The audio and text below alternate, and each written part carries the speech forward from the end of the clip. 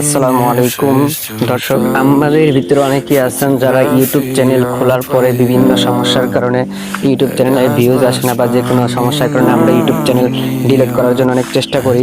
সেজন্য আপনাদেরকে আজকে দেখাবো ইউটিউব চ্যানেল ডিলিট করার সম্পূর্ণ প্রসেসটি, কীভাবে ইউটিউব চ্যানেল ডিলিট করবেন। তো আমি প্রথমে ইউটিউব চ্যানেল দেখাইলাম, আমার ইউটিউব চ্যানেলটা আমি ডিলিট করে ফেলবো।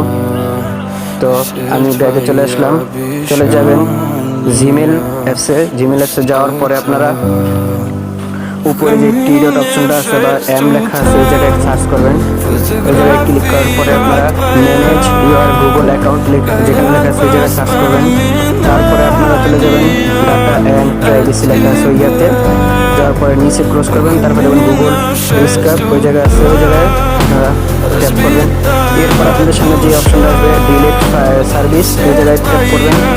এই জায়গায় ট্যাপ করার পরে আপনারা কিছুক্ষণ ওয়েট করেন। এই যে এসে পড়েছে, যে এখানে দেখা যেতেছে ইউটিউব চ্যানেলটা দেখা যেতেছে। আমি একটু জুম করে আপনাদেরকে দেখাই।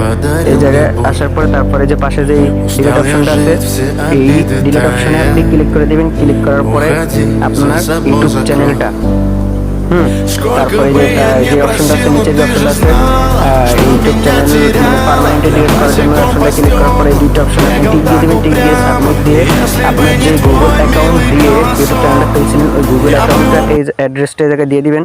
তারপরে সাবমিট করার পর আপনার গুগল ইউটিউব চ্যানেলটা একেবারে ডিলিট হয়ে যাবে পার্মানেন্টলিভাবে।